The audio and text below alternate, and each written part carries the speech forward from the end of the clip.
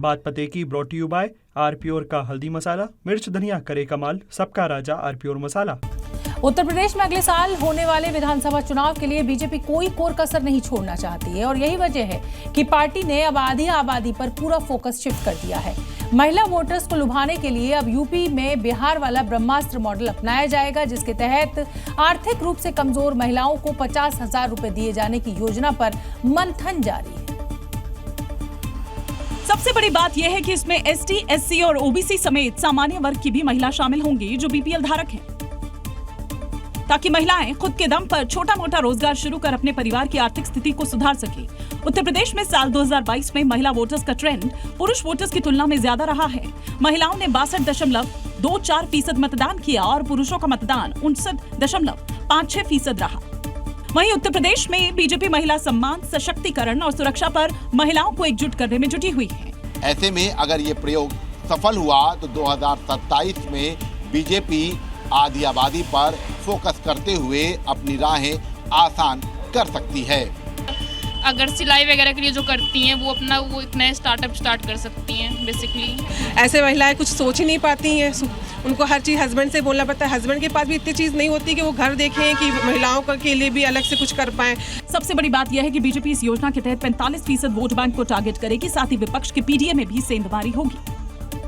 गौ संरक्षण और जैविक खेती को लेकर मुख्यमंत्री योगी आदित्यनाथ के विजन के तहत बुलंदशहर में एक पायलट प्रोजेक्ट शुरू किया गया है। इस पायलट प्रोजेक्ट के तहत 10 रुपए प्रति लीटर गोमूत्र खरीदा जा रहा है। यूपी सरकार का ये प्रोजेक्ट महिला सशक्तिकरण को भी बढ़ावा दे रहा है, क्योंकि गांव के करीब 300 महिलाओं को इस प्रोजेक्ट में शेयर होल्डर बनाकर रोजगार से जोड़ा गया है।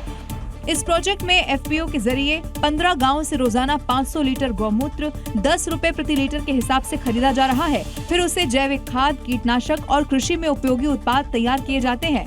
किसानों से 10 रुपए लीटर गौमूत्र परचेज करते हैं और उसके लिए हम लोगों ने सरकारी गौशालाओं से और अपनी जो महिलाओं के द्वारा संचालित की जा रही है गौमूत्र डेयरी हम लोगों ने डेवलप की हुई है। गौमूत्र वाले इस पायलट प्रोजेक्ट के पीछे एक बड़ा मकसद प्राकृतिक खेती को बढ़ावा देना है। ये मॉडल रासायनिक उत्पादों का विकल्प किसानों को देगा। गौमूत्र में जड़ी बूटियों को मिलाकर खेती के लिए उपयोगी और केमिकल मुक्त दवाएं तैयार की जाएंगी। उत्पादों को समितियों के माध्यम से किसानों तक पहुंचाया जाएगा। बुलंदशहर के बाद इसे जल्द ही अन्य इलाकों में भी लागू किया जाएगा। थोड़े में ज्यादा स्वाद, यही तो है इसकी खास बात। वाओ मम्मा, क्या स्वाद है। अरे मेरे राजा, राम मंदिर में सीईओ की रेस में अब सुपर 16 जो है वो चुन लिए गए हैं। सीईओ चयन के लिए गठित सर्च कमेटी ने 11 और 12 अगस्त को राम जन्मभूमि परिसर में इंटरव्यू का काम पूरा कर लिया है, जिसमें 16 उम्मीदवारों को शॉर्टलिस्ट भी किया गया है। और अब इन्हीं इंटरव्यू के आधार पर समिति आगे की प्रक्रिया में जुट गई है। इनमें से 3 नामों को फाइनल किया जाएगा, जिनसे अलग अलग सवाल पूछे गए हैं। माना जा रहा है कि अब इसी इंटरव्यू के आधार पर 3 नामों का पैनल ट्रस्ट के सामने रखा जाएगा, जिसके बाद 2 सितंबर को होने वाले ट्रस्ट की बैठक में एक नाम पर मुहर लग जाएगी। अब इसके साथ ही अयोध्या में राम मंदिर के लिए नया सीईओ मिल जाएगा।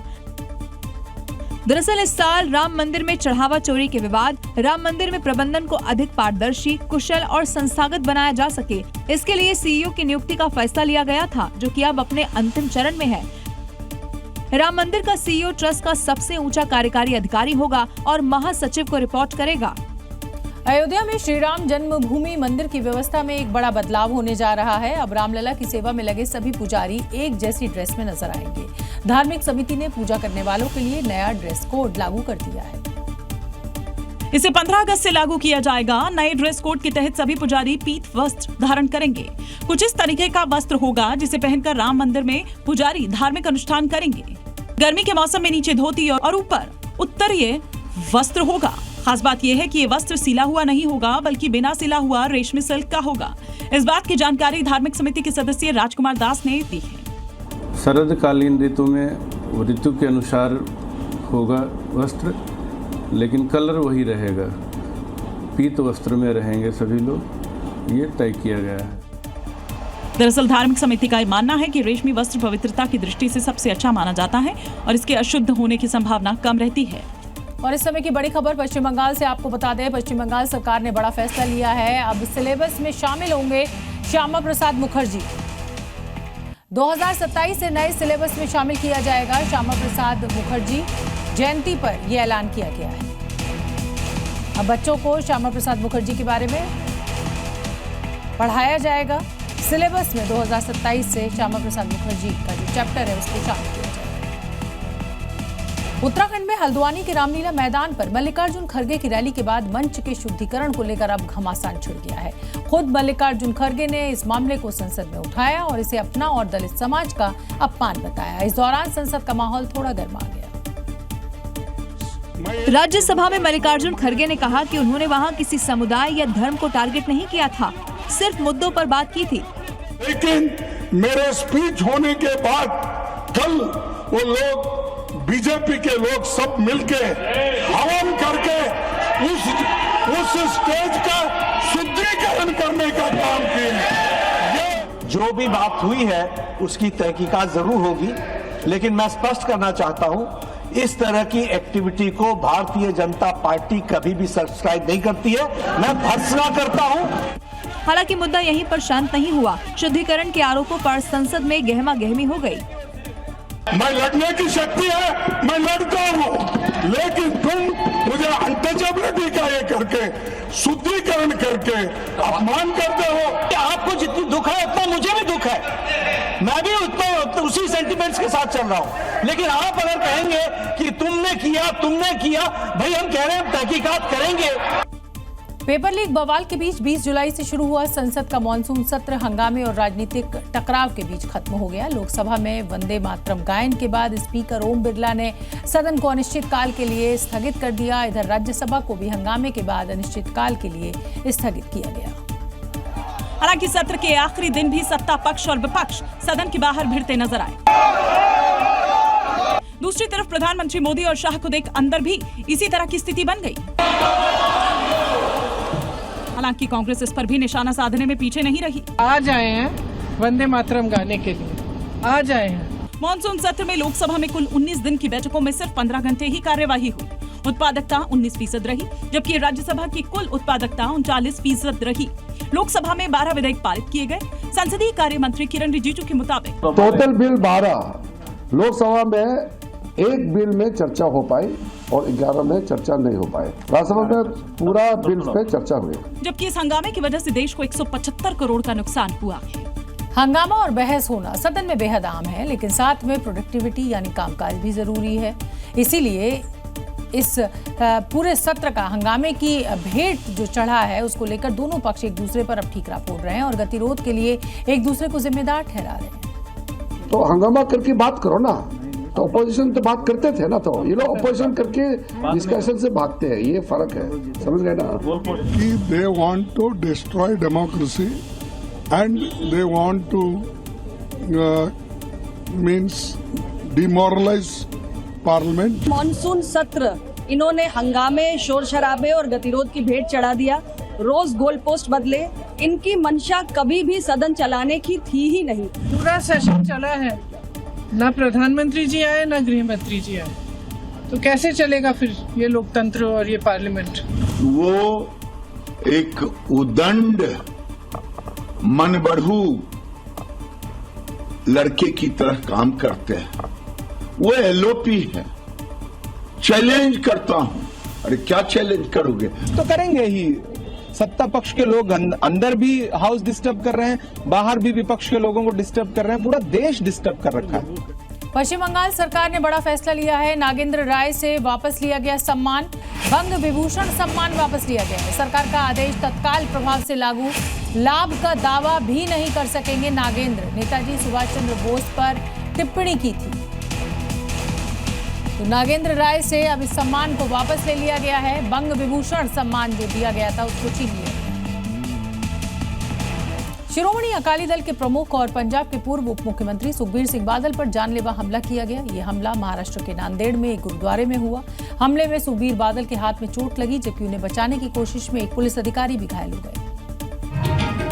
ये हमला उस वक्त हुआ जब सुखबीर सिंह बादल नांदेड़ में तख्त श्री हुजूर साहिब मत्था टेकने गए थे। तभी अचानक एक शख्स उनकी तरफ बढ़ा और कृपाण से हमला कर दिया।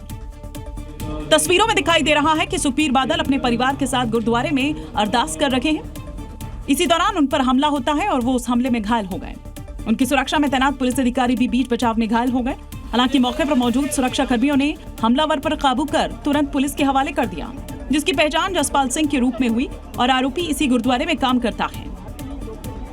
हमले के बाद घायल हालत में सुखबीर बादल अस्पताल पहुंचे और पुलिस ने आरोपी को हिरासत में लेकर पूछताछ शुरू कर दी है ताकि पता चल सके कि हमले के पीछे की असल वजह क्या थी। राजधानी दिल्ली में बारिश के बाद जलभराव और खुले गड्ढे अब जानलेवा साबित हो रहे हैं। दिल्ली के बवाना में बारिश के पानी से भरे एक गड्ढे में डूबने से 2 बच्चों की मौत हो गई। हादसे के बाद डीडीए के सुरक्षा इंतजामों पर भी सवाल खड़े हो रहे हैं। ये तस्वीर बवाना के जी ब्लॉक की है, जहां बारिश के पानी से भरे गहरे गड्ढे में डूबने से 2 मासूमों की मौत हो गई। ये गड्ढा फ्लैट निर्माण के दौरान खोदा गया था, लेकिन इसमें बारिश का पानी तो भर गया, मगर समय रहते डीडीए मिट्टी से नहीं भर पाई, वरना ये हादसा नहीं होता। हालांकि ये कोई पहला मामला नहीं है, बल्कि हाल ही में दिल्ली में 6 अगस्त को भी जगतपुरा इलाके में भी बारिश के बाद 3 बच्चे नाले में गिरे थे। हालांकि समय रहते आसपास के लोगों ने बच्चों को बचा लिया और 8 अगस्त को शाहीन बाग में गहरे गड्ढे में स्कूटी गिर गई थी। अब इन घटनाओं के बाद सवाल यही है कि बारिश से पहले खतरनाक गड्ढों और खुले नालों को सुरक्षित क्यों नहीं किया जाता और कितने हादसों का इंतजार है। उत्तर प्रदेश के संभल में पुलिस ने अवैध हथियार फैक्ट्री पर बड़ी स्ट्राइक की है। भारी मात्रा में हथियार बरामद किए। सबसे बड़ी बात ये रही कि आरोपी दिन में रेत बजरी का काम करता था और रात में अवैध असला फैक्ट्री में तमंचे बनाता था।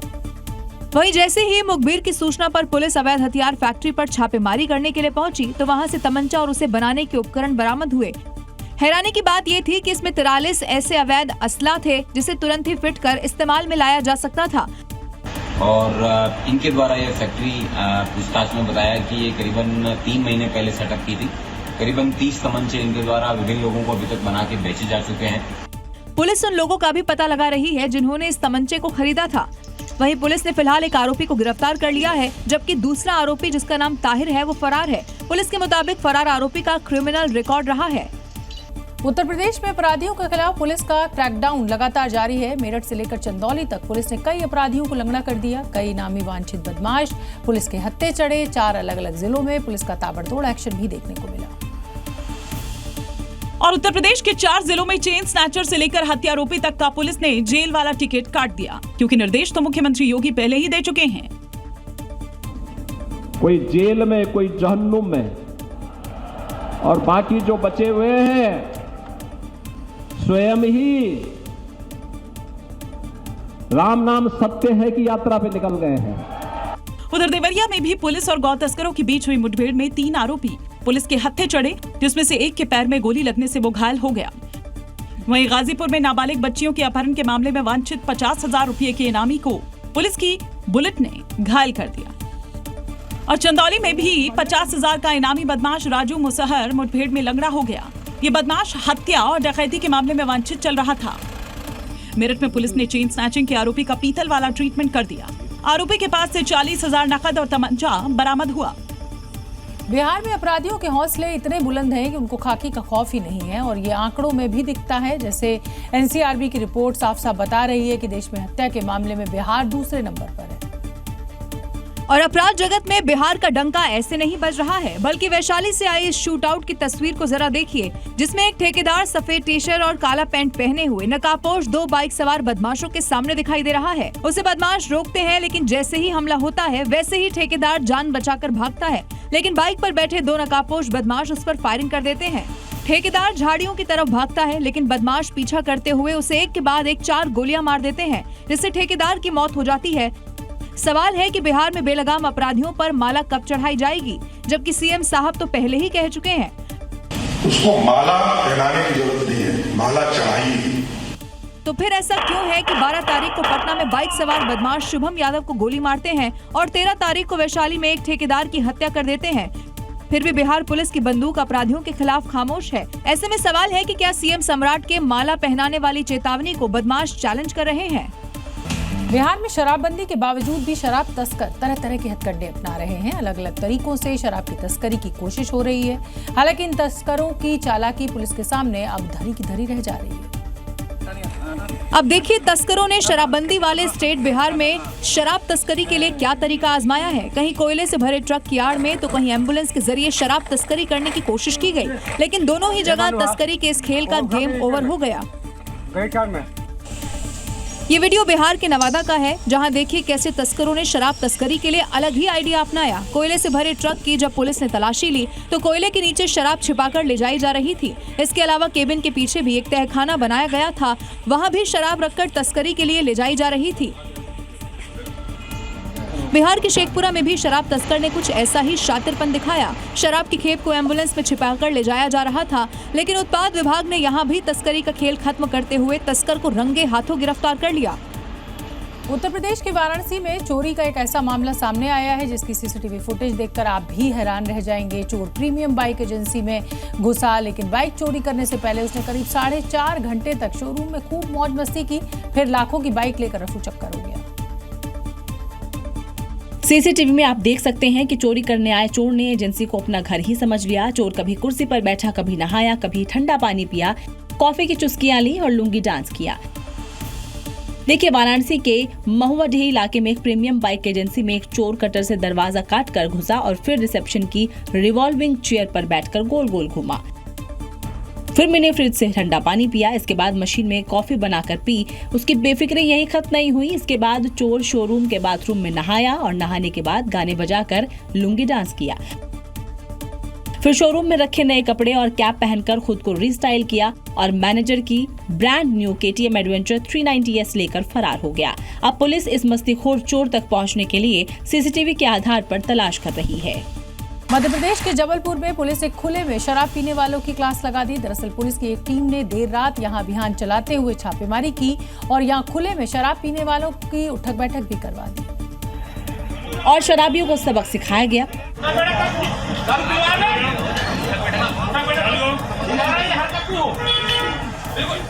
पुलिस के छापेमारी के बीच वहां मौजूद कुछ लोग तो भाग गए, लेकिन जो बच गया वो खुद को बेकसूर बताने लगा, लेकिन पुलिस ने उनकी भी क्लास लगा दी।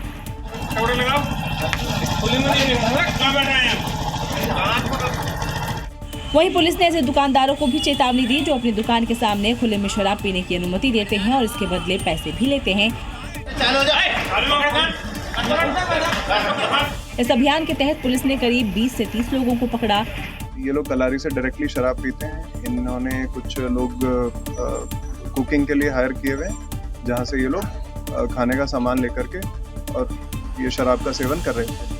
दरअसल इलाके में खुले में शराब पीने की बात पुलिस को मुखबिर की सूचना पर मिली, जिसके बाद पुलिस की एक टीम ने कार्रवाई की।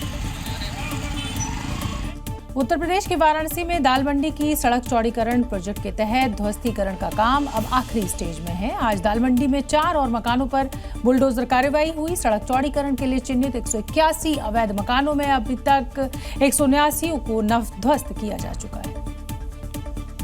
मुख्यमंत्री योगी आदित्यनाथ का ड्रीम प्रोजेक्ट माने जाने वाले दाल मंडी सड़क चौड़ीकरण के काम में बुलडोजर अब ध्वस्तीकरण की समाप्ति की तरफ है।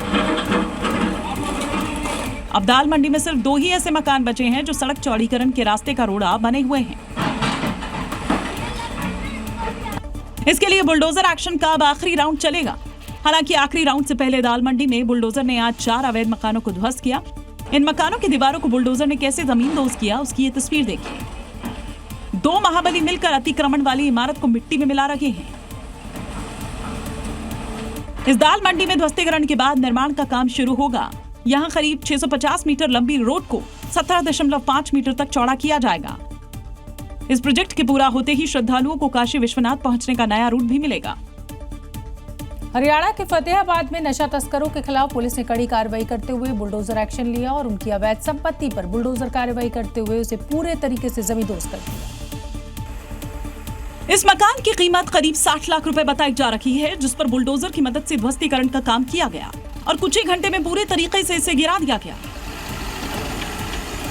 इस दौरान इलाके में भारी संख्या में पुलिस फोर्स भी तैनात की गई थी। दरअसल आरोपी ने पंचायती जमीन पर अवैध कब्जा कर अपना आलीशान मकान बनाया था। इसके बाद पुलिस ने नोटिस दिया और फिर आरोपियों के घर पर बुलडोजर कार्रवाई कर दी। बता दें कि तीनों आरोपियों के खिलाफ कई थानों में NDPS एक्ट समेत कई आपराधिक मामलों में केस दर्ज है। वहीं पुलिस सब नशा तस्करों के खिलाफ दर्ज मामलों में केवल गिरफ्तारी तक सीमित नहीं रहती, बल्कि उनकी अवैध संपत्ति पर भी एक्शन लिया जा रहा है। इस समय की बड़ी खबर आपको बता दें, दिल्ली मेट्रो सेवा से जुड़ी ये बड़ी खबर। 15 अगस्त को मेट्रो के शेड्यूल में बदलाव किया गया है। 15 अगस्त को अब सुबह 4 बजे से ही दिल्ली मेट्रो की सेवाएं मिलने लगेंगी। सभी मेट्रो लाइंस पर सुबह 4 बजे से मेट्रो चलेंगी।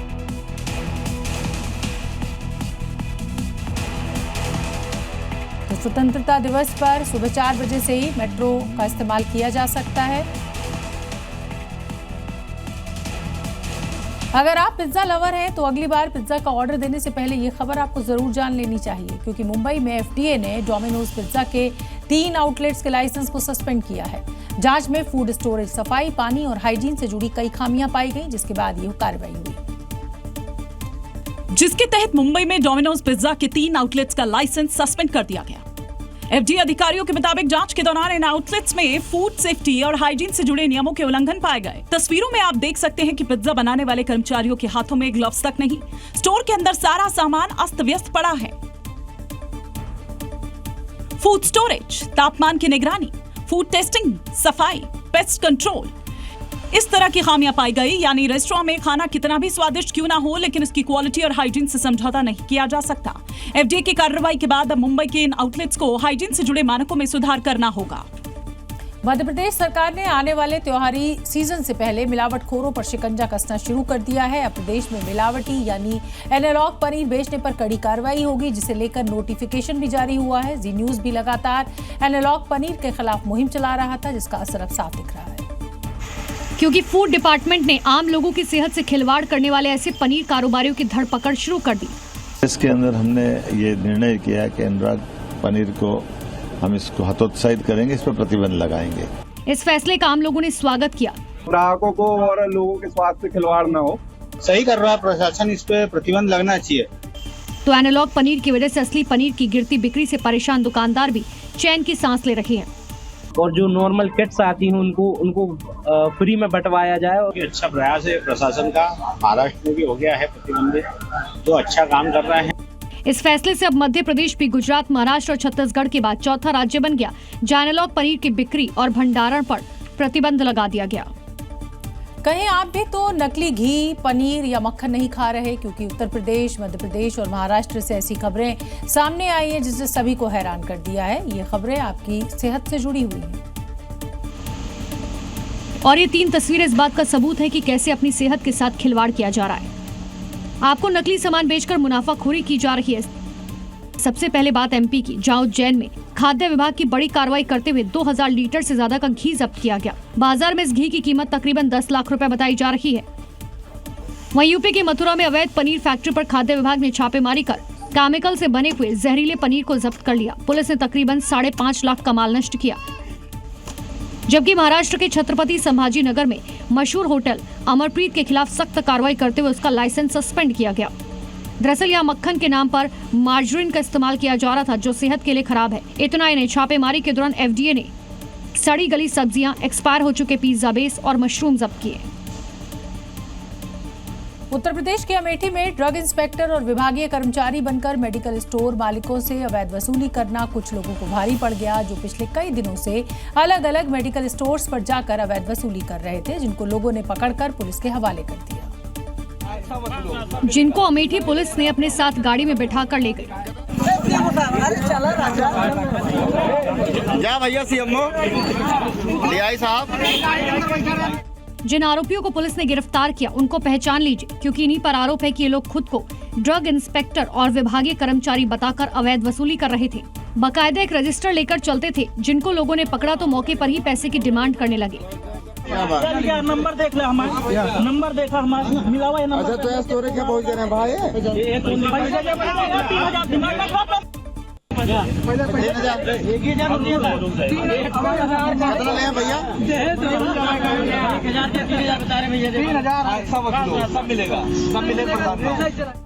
फिलहाल पुलिस ने आरोपियों के पास से UP 33 BY 7003 नंबर की कार और लाइव टीवी एक्सप्रेस नाम के प्रेस कार्ड बरामद किए, जिन पर करीबन 6 से ज्यादा मेडिकल स्टोर से अवैध वसूली करने का आरोप है, जिनके खिलाफ पुलिस ने FIR दर्ज कर जांच शुरू की। छत्तीसगढ़ के बिलासपुर में एक हैरान करने वाला मामला सामने आया है, जहां रात के अंधेरे में जमानत के लिए शमशान घाट पर तंत्र साधना की जा रही थी, लेकिन जैसे ही गाड़ी की लाइट्स चमकी वैसे ही आरोपी भाग खड़े हुए। उसके बाद गांव वाले मौके पर पहुंच गए और तंत्र मंत्र की सामग्री देखकर लोग भड़क गए, जिसकी सूचना पर मौके पर पहुंची पुलिस भी तंत्र साधना की सामग्री देखकर दंग रह गई, क्योंकि तंत्र मंत्र कर रहे आरोपियों के ठिकाने से छत्तीसगढ़ हाईकोर्ट के चीफ जस्टिस रमेश कुमार सिन्हा और 2 अन्य लोगों की तस्वीर मिली। क्या है रे बता, क्या कर रहा था यहाँ? यहाँ पर बैठा था, गाड़ी की लाइट पर थी, खुद उठा हमारे पास आया है। उस समय कितने लोग थे? 2 लोग थे, यहाँ पर बैठा था और एक लोग घर गए। 3 लोग वहाँ गेट पे था। ये तंत्र साधना सीपत के देवरिक शमशान घाट में की जा रही थी, जहां 3 लोग मछली, नींबू, सिंदूर, नारियल और पूजा की सामग्री के साथ तंत्र मंत्र कर रहे थे। आरोप है कि ऋषिकेश कुमार का रिश्तेदार प्रियांशु चाकूबाजी के आरोप में जेल में बंद है, जिसकी जमानत याचिका हाईकोर्ट में लंबित है और उसे छुड़ाने के लिए तंत्र साधना की मदद ली जा रही थी। इस मामले का खुलासा होने पर एसएसपी ने चेतावनी दी है। ऐसे लोगों को मैं यही कहना चाहता हूँ कि अपने आचरण को सुधारें, न कि इस तरीके की पूजा पाठ करें। आगे चल के और भी सख्त कार्रवाई होगी। हरियाणा के रेवाड़ी में 2 युवतियों ने एटीएम में छेड़छाड़ कर पैसे चुराने की कोशिश की। एक युवती मशीन से छेड़छाड़ करती भी नजर आई, जबकि दूसरी बाहर पहरा देती रही। एटीएम में लगे सीसीटीवी ने इन दोनों युवतियों की हर हरकत को रिकॉर्ड कर लिया। दोनों युवती 1 घंटे के अंदर 2 बार एटीएम में दाखिल होती है। पहली बार ये सुबह 9:18 पर एटीएम में घुसती हैं और पैसे निकालने का बहाना करने लगती हैं। फिर ये एटीएम के मनी ट्रे पर लोहे की पत्ती नुमा चीज लगाकर चली जाती हैं। ऐसा इसलिए ताकि कोई कैश ट्रांजैक्शन करे तो पैसे वहीं अटक जाएं। करीब आधे घंटे बाद ये फिर दोबारा एटीएम में आती है। इस बार इनमें से एक के हाथ में बड़ा सा पेचकस होता है। दूसरी युवती एटीएम के दरवाजे के पास खड़ी होकर निगरानी करने लगती है, जबकि रेड टी शर्ट पहनी युवती पेचकस से एटीएम में छेड़खानी करती है और जो पत्तीनुमा चीज लगाई थी उसे निकालने लगती है। इन दोनों की एटीएम में चोरी की ये वारदात वहां लगे सीसीटीवी में कैद हो गई। दोनों युवती बाइक से एटीएम चोरी कांड को अंजाम देने आई थी। फिलहाल पुलिस सीसीटीवी की मदद से इनकी पहचान करने में जुट गई है। छत्तीसगढ़ के बिलासपुर में 2 सगे भाइयों के बीच मुर्गे को लेकर छिड़ी बहस खूनी संघर्ष में तब्दील हो गई, क्योंकि दोनों के बीच मुर्गे के आकार को लेकर विवाद खड़ा हो गया और फिर बड़े भाई ने छोटे भाई पर चाकू से हमला बोल दिया, जिससे छोटे भाई रूपेश को सिम्स अस्पताल में भर्ती कराना पड़ा, क्योंकि हरेली पर्व पर मुर्गे के आकार को लेकर 2 सगे भाइयों के बीच बात हो रही थी। अब इसी को लेकर तनाव इतना ज्यादा बढ़ गया कि बड़े भाई गौतम धनवार ने छोटे भाई रूपेश धनवार पर चाकू से हमला कर दिया। इस हमले में रूपेश धनवार जख्मी हो गया, जिसको आनन फानन में अस्पताल में भर्ती कराना पड़ा। फिलहाल भाइयों के बीच हुए विवाद में घायल रूपेश का इलाज सिम्स अस्पताल में चल रहा है, जहाँ उसकी हालत अब खतरे से बाहर बताई जा रही है। दरअसल रूपेश बाजार से बड़ा मुर्गा लेकर घर पहुंचा, जबकि उसका बड़ा भाई गौतम छोटा मुर्गा लेकर पहुंचा था, जिसको देखकर गौतम की पत्नी और परिवार के लोग रूपेश के मुर्गे से बड़ा मुर्गा लाने की बात कहने लगे। इस बात से गौतम नाराज हो गया और फिर रूपेश से विवाद शुरू हो गया। बहस बढ़ी तो गौतम ने रूपेश पर चाकू से हमला कर दिया। सोचिए, आप अपने घर में सो रहे हैं और बाहर पार्किंग में खड़ी आपकी कार की विंडशील्ड कोई तोड़ दे तो आपको कैसा लगेगा, क्या करेंगे आप? महाराष्ट्र के पुणे से एक ऐसी ही हैरान करने वाली घटना सामने आई है, जिसमें दिख रहा है कि एक शख्स जिसने हाथ में लोहे का रॉड, उसने अपने चेहरे को पूरी तरह से ढका हुआ है। मोबाइल में देखता हुआ वो आया और एक के बाद एक कई गाड़ियों की रियर विंडशील्ड को तोड़ दिया। देखिए, पहले एक कार, फिर दूसरी कार, फिर तीसरी कार, ऐसे करते हुए सनकी ने 5 गाड़ियों की रियर विंडशील्ड को तोड़ दिया। इस दौरान आरोपी फोन पर किसी से वीडियो कॉल पर दिख रहा है। ऐसा लग रहा है मानो उसे दिखाते हुए ही वो गाड़ी में तोड़फोड़ कर रहा हो। वहीं पुलिस ने आरोपी को पकड़ लिया। हालांकि आरोपी ने अभी तक पुलिस को कुछ नहीं बताया।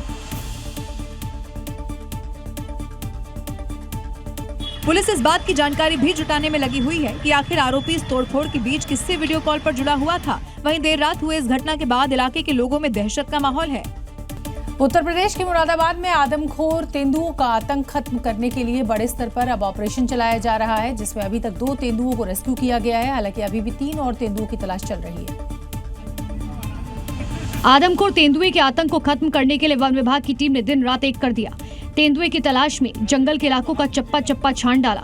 वन विभाग की टीम लगातार 28 से 29 गांवों में पिंजरे लगाई है तेंदुओं को पकड़ने के लिए। और यहाँ पर भी देखिए, आपको दिखाना जो ट्रैंकुलाइजर भी रखा गया, ये हथियार इसके अंतर्गत तेंदुए को कंट्रोल किया जा सकता है अगर तेंदुआ हावी होता है।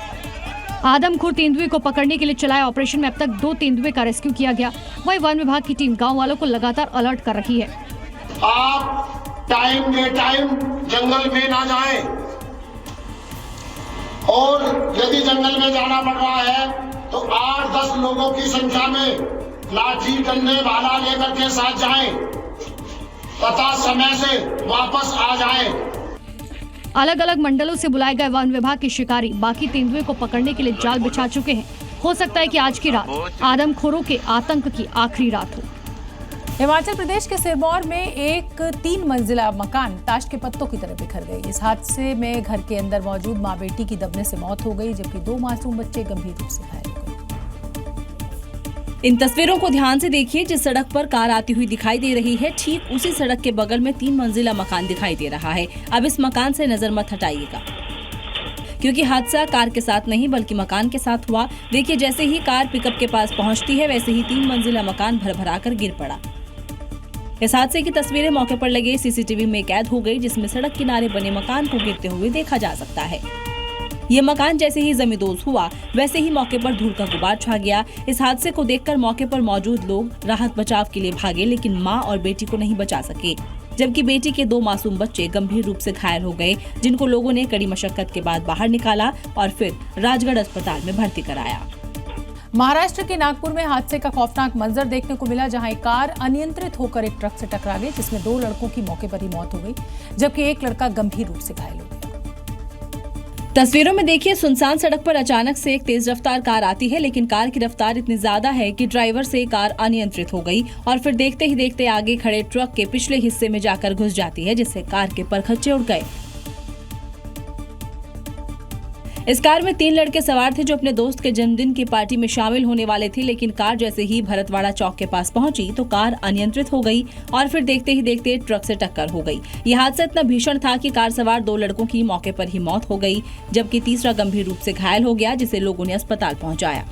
ये थी खबरें 7 बजे की। कल फिर होगी बात पते की। नमस्कार। मीठा या नमकीन, चाहे जैसे खाओ, 100% सूजी से बनी आर प्योर वर्मिसेली, स्वादिष्ट, सेहतमंद हर रोज।